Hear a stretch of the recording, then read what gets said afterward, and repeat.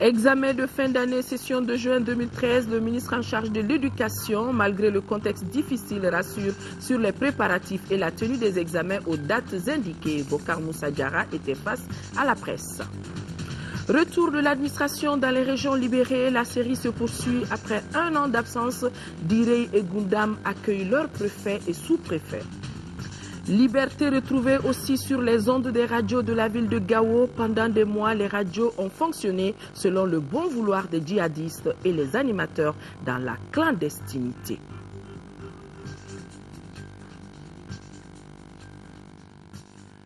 Nous sommes samedi 18 mai, mesdames et messieurs, bonsoir et bienvenue dans ce journal que nous ouvrons par une audience à la primature. Le Premier ministre, chef du gouvernement, a reçu ce matin en audience la secrétaire générale adjointe des Nations Unies chargée de l'appui aux missions et le président du comité militaire de l'Union européenne.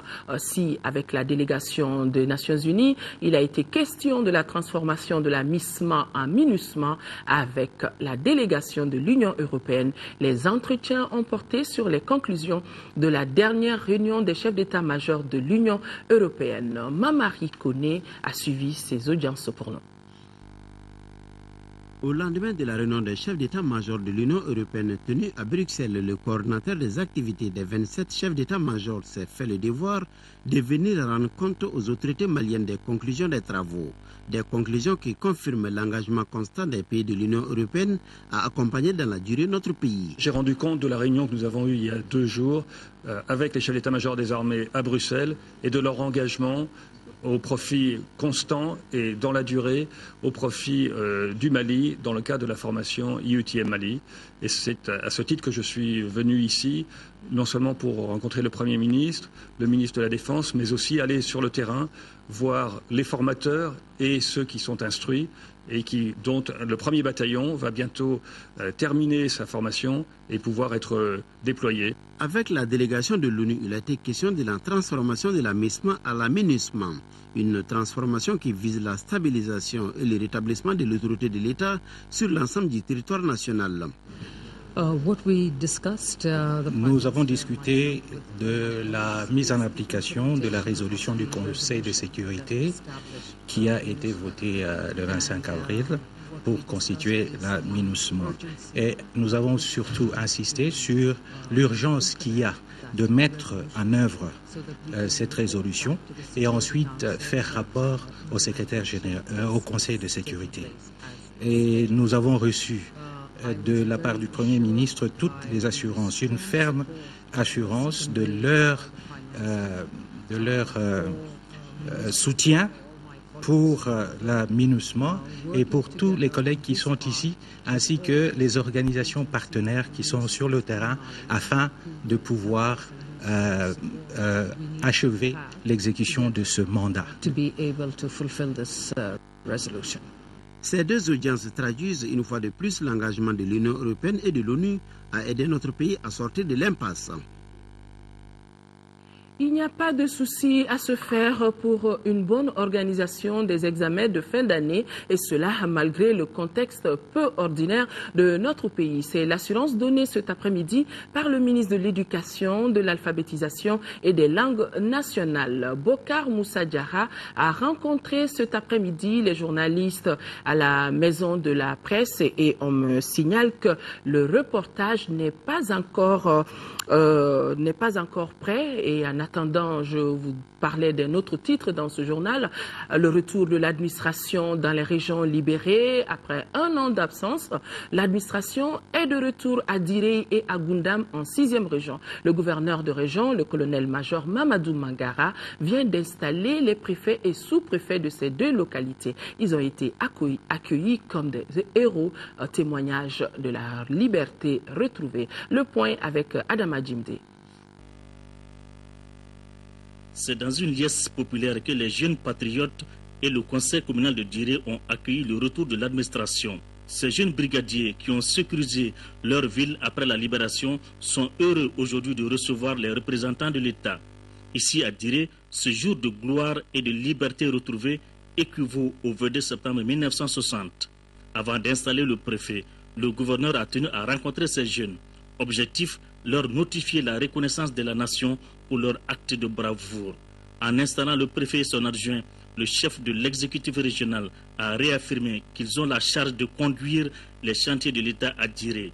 Il en fut de même pour Goundam. Ces administrateurs qui viennent, ils retournent de façon définitive pour exécuter la feuille de route du gouvernement, à savoir l'un des points importants, les élections. Et ils sont déjà en plein. Depuis étant à Tombouctou, ils avaient déjà fait les premiers pas pour les procédures électorales. Donc, arrivés ici, on ne feront que achever ce qu'ils ont entrepris à Tombouctou. À Goundam, l'administration a du pain sur la planche.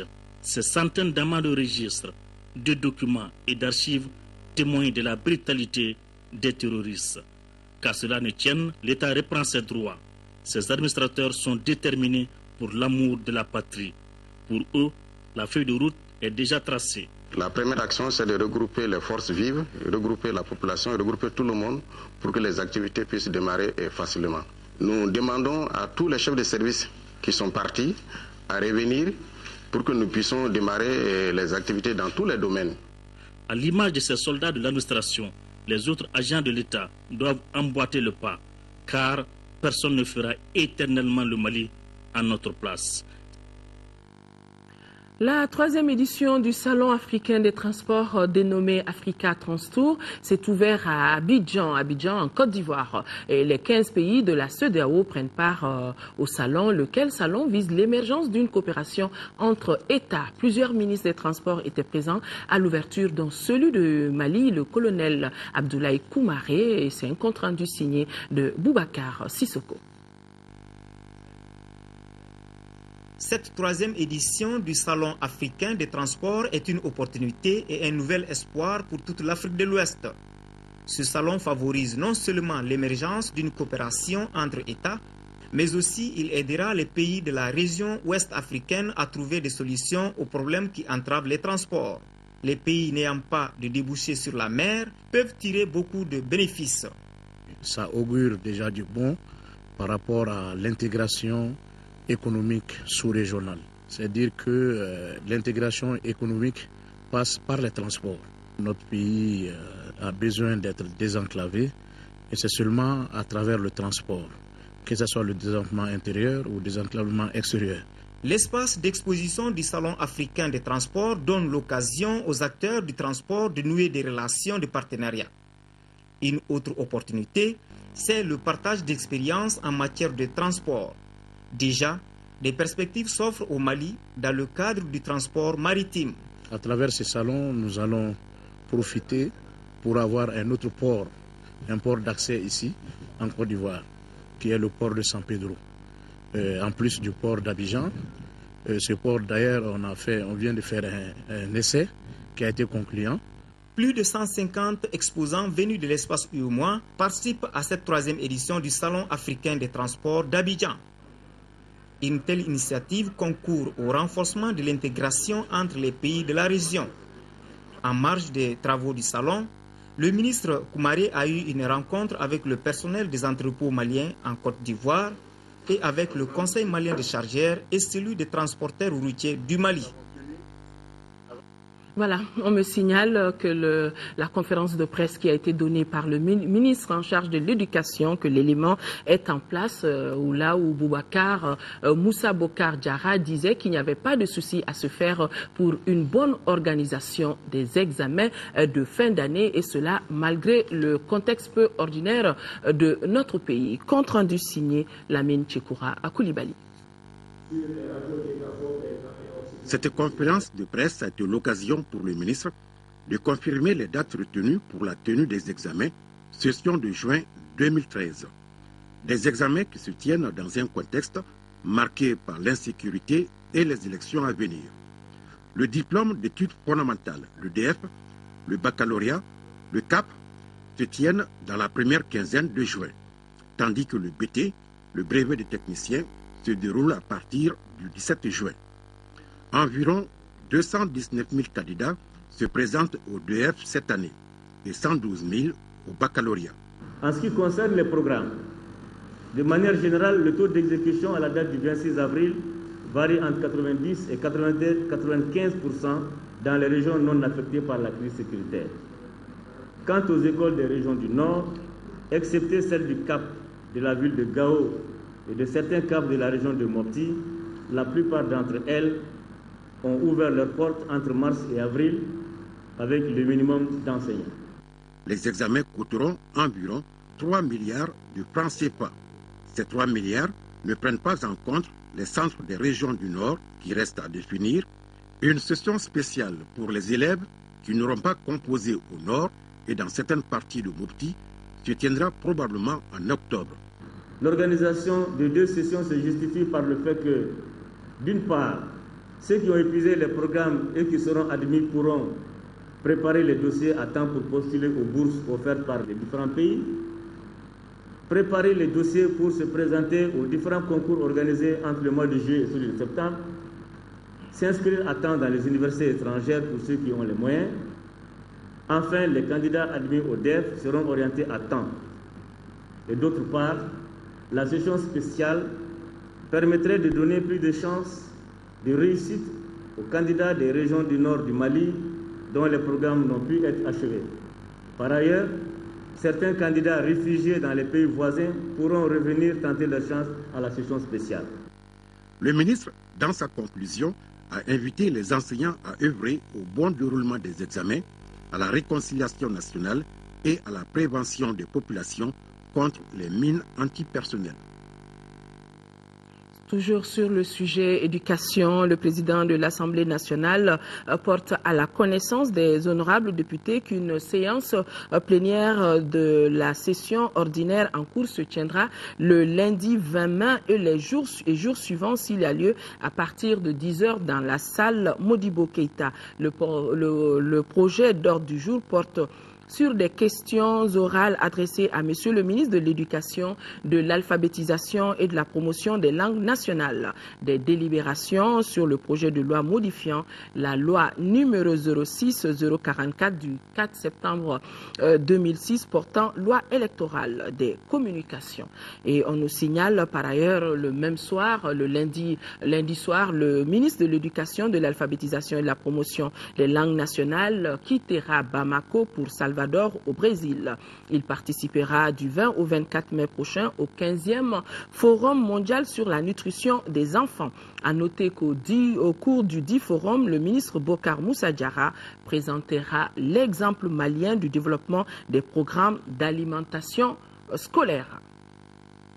51 jeunes Maliens ont reçu hier après-midi dans le camp de formation de Toukoto, dans le cercle de Kita, des attestations et des kits pour travailler et s'insérer dans la vie socio-professionnelle. Ces jeunes venus de toutes les capitales régionales et le district de Bamako ont pendant 2 mois suivi des cours théoriques et pratiques dans plusieurs domaines. Abdrahman Meiga et Youssouf Diarra, envoyés spéciaux. Cette cérémonie de remise d'attestation et de kits fait suite à une session de formation théorique et pratique suivie par 51 jeunes venus de toutes les capitales régionales du Mali et du district de Bamako. Ces jeunes déscolarisés ont pendant 2 mois évolué dans les domaines de la coupe-couture, la construction métallique et de l'électricité bâtiment. Compte tenu de la situation actuelle du pays, cette 7e promotion du camp de Toukoto ne pouvait choisir mieux que la paix. Il s'agit par le choix d'un tel thème d'inciter les Maliens à l'union des cœurs et des esprits, 2 conditions sans lesquelles tout processus de développement est voué à l'échec. Au camp de jeunesse, chaque fois que nous avons l'occasion de former, c'est l'ensemble des jeunes du Mali qui se retrouvent. Donc nous contribuons énormément au ciment national. Ensuite, c'est la création d'emplois. La création d'emplois. Après chaque session de formation ici, nous équipons, nous accompagnons les jeunes avec un kit qui leur permet effectivement de pouvoir s'installer dans la vie active. Créé en 2004 dans le souci de servir d'espace de formation et d'épanouissement à la jeunesse malienne, le camp de Toukoto a de sa création en nos jours formé plus de 400 apprenants, dont 118 femmes. Ces jeunes ont pendant leur séjour appris à se connaître et à tisser des liens d'amitié. Un grand nombre de jeunes aujourd'hui sont dans le surplus et ils n'ont pas de formation. Ils attendent un accompagnement et un suivi pour leur insertion. Nous, notre mission et notre rôle fondamental, au même titre qu'eux, c'est de les accompagner, de les repérer, de les choisir et de les identifier pour pouvoir leur donner une formation adéquate afin qu'ils puissent s'insérer dans le tissu social. La formation que vous venez de recevoir ne doit pas constituer une fin en soi. Vous devez continuer à vous perfectionner davantage en vue de faire face aux exigences de compétition du marché du travail. Il vous a été remis à chacun un trousseau composé de matériel et d'outils de travail. Ce trousseau doit vous aider à faire démarrer immédiatement vos activités qui, je l'espère, seront bien menées. Je vous invite donc à en faire bon usage afin de faciliter votre insertion socio-économique. L'appui dont vous bénéficiez ainsi est un privilège qu'il vous revient à travers un savoir-faire et un savoir-être de valoriser. En plus de la formation professionnelle, cette 7e promotion a également appris plusieurs notions de base indispensables à son développement et à son épanouissement. Il s'agit de la culture du patriotisme, du civisme, de la démocratie et des techniques d'animation et de loisirs. Restons dans la région de Kayes. Les parlementaires en charge des questions d'habitat, des travaux publics et des transports ont visité dans la région de Kayes les travaux d'entretien périodique et de réhabilitation de la route Sandaré Kayes-Diboli et celle de Kayes-Djamou-Bafulabe-Mahina. Le constat qui se dégage de cette visite, le tronçon Sandaré Kayes est fini. Les travaux de réhabilitation de l'axe Kayes-Diboli sont exécutés à 80%. Par contre, les travaux sont arrêtés depuis mars 2012 sur le tronçon Bafulabe-Kayes. Mahamadi Alioubari. Les membres de la commission Habitat, Travaux publics et Transports de l'Assemblée nationale se sont rendus dans la première région pour constater les travaux d'entretien périodique et de réhabilitation du tronçon Sandaré Kayes-Diboli et celui de Kayes-Djamou-Bafulabe-Mahina. La première étape de cette visite a été la route nationale numéro 1 au corridor Dakar-Bamako, une route qui contribue efficacement au développement économique de notre pays. Le tronçon Sandaré Kayes est déjà fini. Quant à la route Kayes-Diboli, les travaux de réhabilitation exécutés par l'entreprise Covec Mali avancent normalement. Selon les techniciens, le taux d'avancement est de 80%. Les élus se disent satisfaits. Nous sommes rendus compte d'un travail très bien fait, vraiment que nous saluons. C'est de manière sincère que nous le disons. Saluons et félicitons tous ceux qui ont participé à ça. La deuxième et dernière étape de cette visite des parlementaires a été la route nationale numéro 22 allant de Kayes à Mahina en passant par Djamou et Bafulabe. Les travaux sont presque terminés sur la première partie du tronçon. Il reste seulement quelques retouches à faire entre Djamou et Bafulabe. Le véritable problème se situe au niveau du tronçon Bafulabe-Mahina, long de 6 km. Ce chantier est arrêté depuis les événements de mars 2012. Ce qui est assez déplorable et inacceptable même à un niveau, c'est ces petits 6 km de voies urbaines à l'intérieur de cette ville avec une aussi grande densité de population qui ne peut pas trouver encore d'issue pour des raisons minimes et injustifiées. Il faut signaler que les travaux de réhabilitation de la route Sandaré Kayes-Diboli sont entièrement financés par l'autorité routière à hauteur de 20 milliards de francs CFA. L'association des jeunes avocats du Mali a procédé au lancement de son projet renforcement des capacités pour l'accès à la justice des victimes de violations des droits humains liées à la crise. Le coût total du projet s'élève à 19 millions de francs CFA. Ce financement est assuré à hauteur de 90% par l'Agence canadienne de développement international. Moussa Fane, reportage. Lutter contre l'impunité et les violations des droits humains, c'est le combat de l'Association des jeunes avocats du Mali, AJAM. C'est pourquoi l'association a initié un projet dénommé Renforcement des capacités pour l'accès à la justice des victimes de violations des droits humains liées à la crise. C'est un projet qui vise à renforcer la capacité des juristes en enquête et en documentation. L'initiative prend également en compte les cas de violation des droits humains qu'a connu le pays durant la crise. Les auteurs des violations des droits humains et les différents acteurs de la société civile doivent être conscients que tout crime futur sera l'objet de poursuites par un réseau de personnes engagées à la défense des droits humains. Il s'agira essentiellement de mener des enquêtes et de documenter des dossiers crédibles afin d'éviter que des preuves ne soient perdues. D'un coût de plus de 19 millions de francs CFA, Le projet est financé à 90% par l'Agence canadienne de développement international ACDI. Il devra contribuer aussi au rétablissement de l'état de droit et de la confiance de la population envers les institutions. Nous pensons que ce projet aidera les victimes de violations des droits humains à faire valoir leurs droits devant les instances judiciaires compétentes. L'accès à la justice est une des priorités de notre département. D'une durée de 10 mois, le projet concerne 145 juristes et parajuristes. La politique dans ce journal, Aïdara Aïchata Cissé dite Chateau proclame sa candidature à l'élection présidentielle. Elle a fait hier, à l'issue d'une rencontre au Centre international de conférences de Bamako. Chateau est actuellement députée à l'Assemblée nationale. Elle est élue à Bourem dans la région de Gao. En se présentant à la présidentielle de juillet prochain, Madame Aïdara entend surtout prôner le changement dans le pays. Ibrahima Traoré. Venu soutenir son engagement très tôt piqué par le virus de la politique. Madame Aïdara est depuis 2007 députée à l'Assemblée nationale, élue à Bourem dans la région de Gao. Je suis là, je viens soutenir une femme, et la soutenir dans ses actions, la soutenir pour ce qu'elle peut faire pour le Mali, ce qu'elle peut faire pour les sœurs maliennes, pour toute la sous-région et pour toutes les femmes du monde. Vivement qu'il y en ait d'autres aussi, qu'il y ait d'autres candidatures féminines parce que c'est important. Et pour que au niveau de notre pays, on sache que les femmes aussi ont des capacités, que les femmes aussi peuvent se hisser à ce niveau de responsabilité. Très engagé, Chateau a effectué plusieurs missions pour le retour définitif de la paix au Mali. On note ses actions de lobbying et de plaidoyer au Parlement européen, au siège de l'Union africaine à Addis Abeba, sur les plateaux de télévision en France, aux États-Unis et dans le reste du monde. Elle entend donc se présenter à la présidentielle pour prôner surtout le changement dans le pays. Le problème du Malien aujourd'hui, je crois que c'est d'abord un problème d'éducation civique et ça va être au cœur de mes préoccupations. C'est aussi un problème de développement, mais le problème de développement aussi est lié un peu au problème de sécurité et de la paix. S'il n'y a pas de paix et de sécurité, on ne peut pas parler de développement. Le développement, c'est pour tout le Mali entier. Mais il ne faut pas que les gens aient l'impression qu'on ne parle que du Nord, parce que bon, le développement, ce n'est pas seulement qu'au Nord qu'il y a des problèmes, il y en a aussi au Sud, il y en a à Kaï, il y en a partout. Aïdara Aïchata Cissé a débuté son combat comme syndicaliste à la défunte Air Afrique, où elle a occupé divers postes de responsabilité. Chateau a également travaillé en tant que directrice à la compagnie STA à Paris et à son compte comme promotrice et directrice générale d'une agence de voyage. Elle fêtera ses 55 ans le 26 juillet prochain.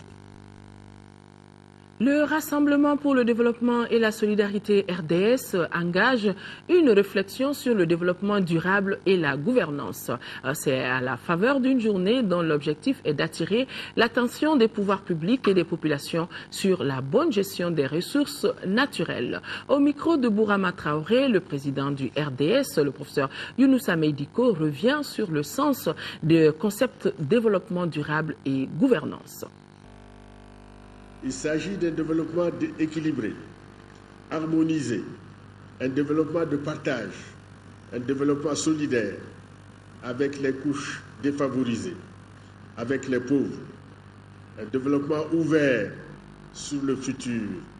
Le développement durable se présente alors par l'intersection de trois sphères, à savoir l'environnement, le social et l'économie. Le développement durable vise l'efficacité économique, l'équité sociale et la préservation de l'environnement dans un cadre de bonne gouvernance. Le concept de développement durable ne peut devenir réalisable que s'il est soutenu par un véritable pouvoir, une gouvernance, voire une bonne gouvernance. Sans la gouvernance, le développement durable a peu de chances de devenir une réalité. Aller vers le développement durable, c'est modifier les modes de production et de consommation actuels. Et cela ne peut passer que par l'innovation. Le Rassemblement pour le travail et la démocratie tient depuis ce matin son premier congrès ordinaire. Le parti que dirige Dr Ahmed Sow, le parti donc avec ses animateurs présente comme une plateforme fonde sa doctrine sur le travail. Les textes du parti et les stratégies d'implantation constituent le menu de ce congrès. Alousseni Touré. Il faudrait désormais compter avec le nouveau parti dénommé le Rassemblement travailliste pour le développement. Le RTD voudrait occuper toute sa place sur l'échiquier national et international et se mettre en ordre de bataille pour les échéances à venir. Son président fondateur, Ahmed Sow, se félicite de la présence des délégués des 49 cercles du Mali, y compris des contrées les plus difficiles d'accès et les moins sécurisées. Donner au mot Mali sa vraie signification en valorisant le travail, condition sine qua non de tout développement, c'est le credo du RTD. Nous avons, il y a 2 mois, décidé de créer cette formation politique qui en réalité est une plateforme ouverte à tous les Maliennes et les Maliens qui veulent œuvrer pour l'édification de notre pays. Nous avons souhaité, compte tenu des enjeux et des défis auxquels notre pays est confronté, à faire un appel à tous ceux qui veulent œuvrer pour que demain on puisse construire un nouveau pays. Un pays où on pourrait faire juguler la pauvreté, un pays où on pourrait enclencher le processus de développement socio-économique. 2 points sont inscrits à l'ordre du jour de ce premier congrès, à savoir la mise en place des structures du parti et la définition des stratégies de son implantation. Les congressistes vont notamment se déterminer sur les statuts et le règlement intérieur, les ressources du parti, l'implantation et l'investiture. Le congrès du Rassemblement travailliste pour le développement s'achèvera ce dimanche par un meeting. L'actualité sur un tout autre plan, le gouverneur de la 2e région était à Banamba. Alaï Tessougué est allé évaluer sur place le travail effectué par les administrateurs, les structures décentralisées de la CENI et l'ensemble des acteurs dans le cadre de l'organisation des élections à venir. Fousseini Tunkara. Cet espace de communication a permis au gouverneur Tessougué de connaître les tâches déjà effectuées par les autorités locales chargées des préparatifs des échéances de juillet 2013. Il s'agissait, entre autres, de faire la tenue des séances de travail avec le Centre de traitement des données CTD de l'État civil et de la Délégation générale aux élections en vue de l'harmonisation des villages, fractions et quartiers. Donc cette mission a été exécutée. L'actualisation du vivier des agents électoraux. Cette mission a été également exécutée.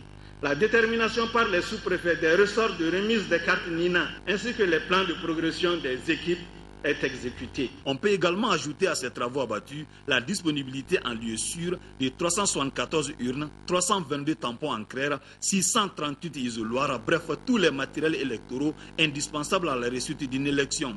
Dans son intervention, le gouverneur de la 2e région n'a pas caché sa satisfaction par rapport à ce premier bilan. Il a aussi exhorté l'assistance à multiplier les efforts pour ne pas décourager ceux qui nous aident. Donc on vous demandera par ailleurs aujourd'hui, vous qui êtes membre du cadre de concertation, membre des commissions d'organisation, où que vous soyez, de vous constituer en soldat, de vous constituer en sentinelle de la démocratie, pour que, aux yeux du monde encore, le peuple malien puisse se mettre debout et dire que nous allons choisir nos dirigeants. En quittant Banamba avec une note d'espoir, le gouverneur a affirmé que tous les secteurs de la 2e région seront concernés par la même activité.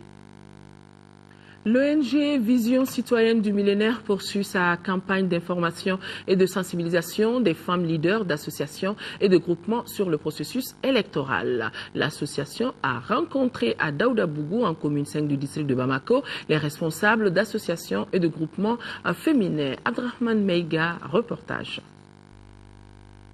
La réussite d'une élection juste et transparente dépend en grande partie de son organisation matérielle, mais aussi de la mobilisation des citoyens à la base.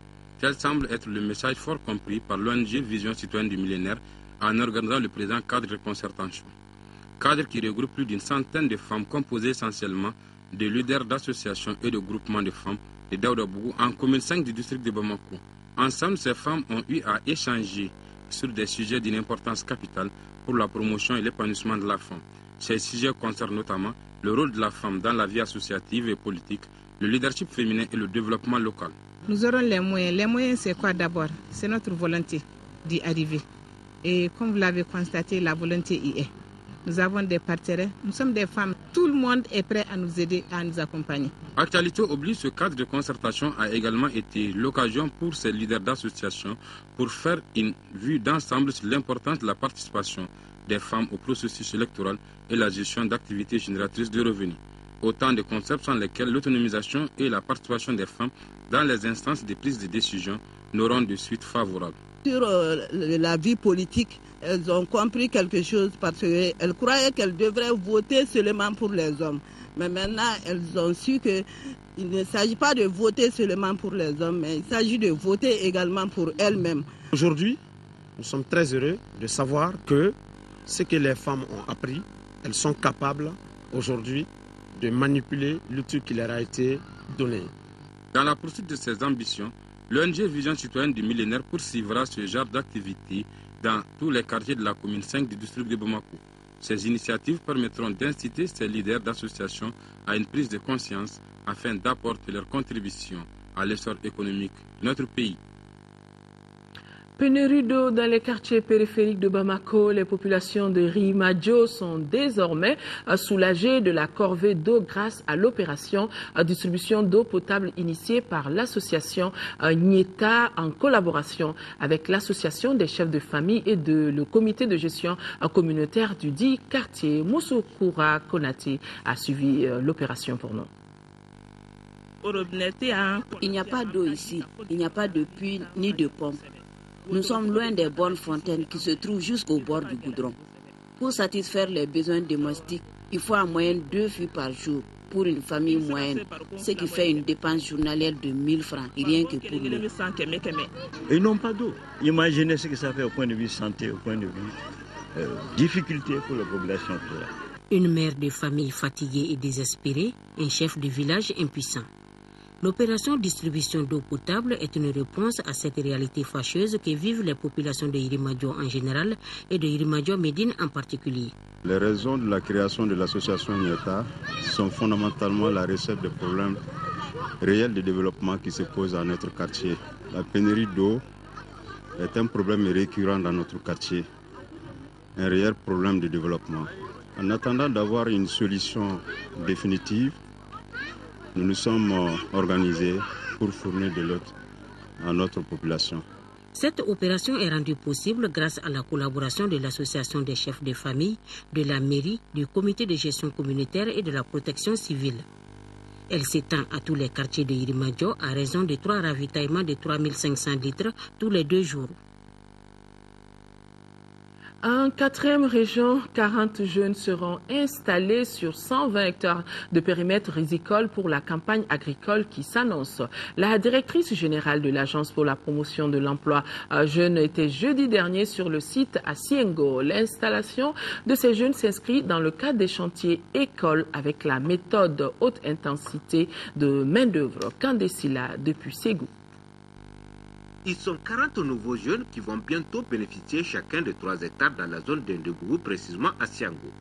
Ces jeunes, dont la liste vient d'être publiée au cours d'une cérémonie qui a regroupé le préfet de Nyonon et les responsables de l'APES, sont les heureux élus parmi les 758 dossiers recensés. Une initiative très heureuse et qui constitue pour nous vraiment un espoir. L'espoir de plus en plus affiché et recherché pour aboutir à l'autosuffisance alimentaire d'abord et à la résorption du taux de chômage des jeunes. À Siango, les préparatifs sont en cours sur les 120 hectares qui vont accueillir dès la campagne agricole prochaine les nouveaux occupants. À ce stade, les travaux sont pratiquement terminés. Les échanges avec les 57 jeunes déjà installés au cours de la première phase auront permis à Mme Maïga Sinadamba de noter quelques préoccupations majeures relatives à leur installation et à l'acquisition des magasins de stockage. Mais la réussite de cette initiative heureuse passe forcément par l'acceptation des jeunes eux-mêmes à être les vrais acteurs de leur promotion. La terre est là, à l'Office du Niger ici. L'eau est disponible, les compétences techniques sont là, et les intrants agricoles sont disponibles. Je pense que nous avons intérêt aujourd'hui à informer et à sensibiliser nos enfants sur vraiment cette opportunité qui est là et qu'ils doivent saisir pour se faire leur avenir. Pour rappel, cette initiative s'inscrit dans le cadre des actions de soutien à la croissance économique financées à hauteur de 1,5 milliard de francs CFA, montant dont l'Agence pour la promotion de l'emploi des jeunes a décidé d'utiliser l'essentiel pour la réalisation des chantiers écoles avec la méthode haute intensité de main-d'œuvre IMO. L'association Ansardine Internationale était face à la presse ce matin. La conférence était animée par le guide spirituel de l'association, Chérif Ousmane Madani Aïdara. Il était question pour lui de présenter aux hommes de médias les conclusions des travaux du 9e congrès de Ansardine Internationale, les travaux qui ont débouché sur la désignation d'un nouveau président, et cela pour un mandat de 5 ans. La conférence de presse suivie par Adama Koudjo. Ce point de presse se tient au lendemain de la tenue du 2e congrès de l'association Ansardine Nationale. Le guide spirituel de l'association a informé les hommes des médias des résultats de ce congrès. Dans les 5 années à venir, l'association envisage de réaliser des infrastructures dans les domaines universitaires, hôteliers et autres. On a besoin d'enseignement. Ça peut de ça, on va construire les universités, Inch'Allah. Et on va cultiver aussi dans les champs. Et ça, Inch'Allah, on va faire ça. C'est ça notre ambition. Et puis, Inch'Allah, on va réaliser. Pour les moyens de sa politique, l'association compte sur l'engagement de ses membres. Le thème du 2e congrès était « Pardon et réconciliation ». Notre pays a besoin aujourd'hui de se réconcilier, de donner les mains et puis d'oublier des passés pour qu'on puisse construire notre pays. Pour l'instauration de la paix et de la cohésion sociale, Chérif Ousmane Madani Aïdara a réitéré sa disponibilité à accompagner la commission dialogue et réconciliation.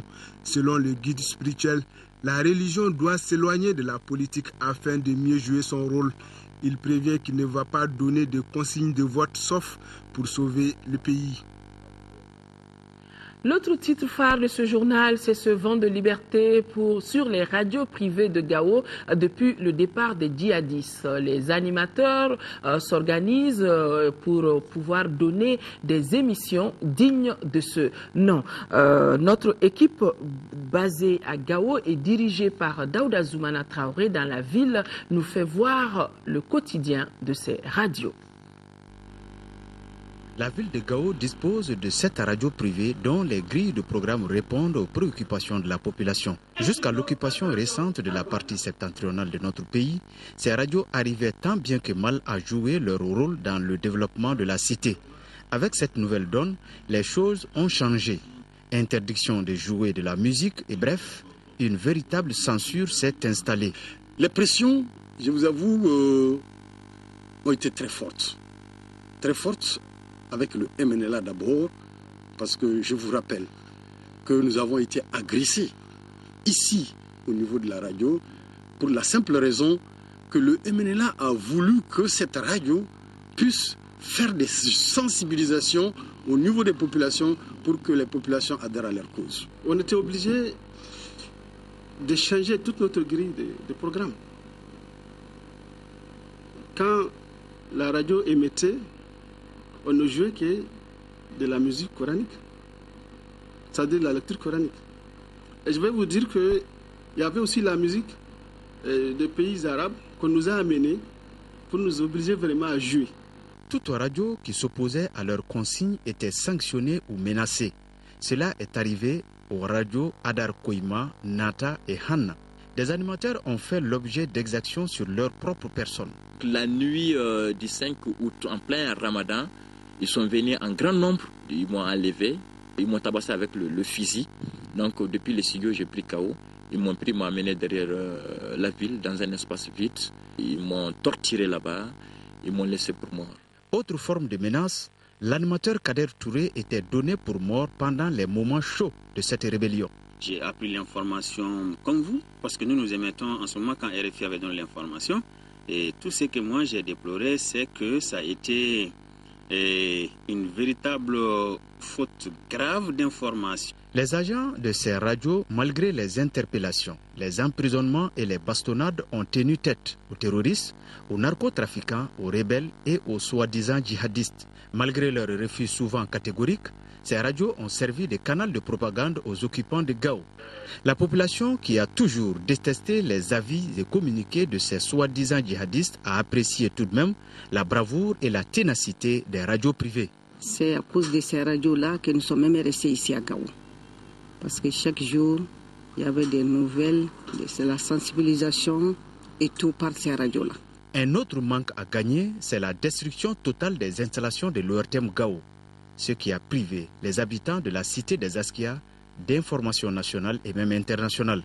Pour recoller les morceaux, certaines radios ont trouvé les moyens de se connecter à l'ORTM au moment des éditions du journal Parler. Nous avons payé du matériel pour pouvoir synchroniser 13h Radio Mali, pour encore nous, parce que le nationalisme oblige, Radio Mali pour les gens jusqu'à 14h. C'était ça, et ça on le faisait de nos poches, parce que sans les radios, pas de vie. La reprise normale des émissions de l'ORTM est vivement attendue, de même que celle des radios privées de Gao, car la sous-information peut être source d'insécurité et Gao en a marre.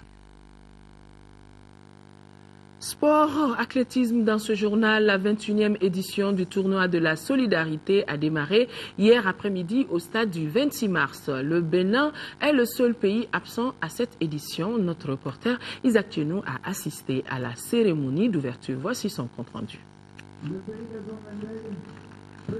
C'est par une modeste cérémonie marquée par le défilé des pays présents, à savoir le Burkina Faso, le Niger, le Togo et le Mali, pays organisateurs, et une prestation d'artistes que cette 21e édition s'est ouverte. Occasion pour le président de la Fédération malienne d'athlétisme de rappeler les avantages déjà obtenus par les athlètes des pays de ce tournoi. C'est grâce au tournoi de la solidarité que nos athlètes, les athlètes de nos différents pays, membres de la solidarité, ont obtenu des médailles au cours des championnats d'Afrique, Jeux africains ou Jeux de la francophonie. De plus, certaines fédérations membres ont organisé avec succès des championnats d'Afrique dans d'excellentes conditions qui leur ont valu des félicitations du monde entier. Cette année, la compétition s'organise dans un contexte particulier pour le Mali. Déjà, la présence des athlètes est aussi un signe de solidarité. Je voudrais émettre le vœu que le tournoi de la solidarité s'enracine davantage et qu'il permette l'éclosion de talents nouveaux et qui permettent d'espoir à nos jeunesses respectives. Les concours de poids hommes et de saut à hauteur d'âme, en plus de 800 mètres, 100 mètres hommes et dames, et les 10 000 mètres hommes ont donné le ton à la compétition. L'enjeu pour le Mali est de garder sa couronne. La compétition prend fin dimanche. Cette bonne nouvelle pour nos amis amateurs de ballon rond, un match aller du tour de cadrage de la Coupe de Confédération. Le stade malien de Bamako a battu Lydia Académique du Burundi 5-0. À la mi-temps, le score était de 3-0. Le match retour est prévu dans 2 semaines à Bujumbura. Voilà, mesdames et messieurs, nous reformons ce journal sur cette prouesse du stade malien de Bamako. Demain, 13h, Mohamed Touré sera là pour l'édition de 13h. Quant à moi, je me ferai le plaisir d'être là à 20h pour la grande édition. Merci à toute l'équipe qui a aidé à la réalisation de ce journal. D'ici là, l'information continue sur notre site www.ortm.ml. Excellent week-end à tous. Au revoir. Thank you.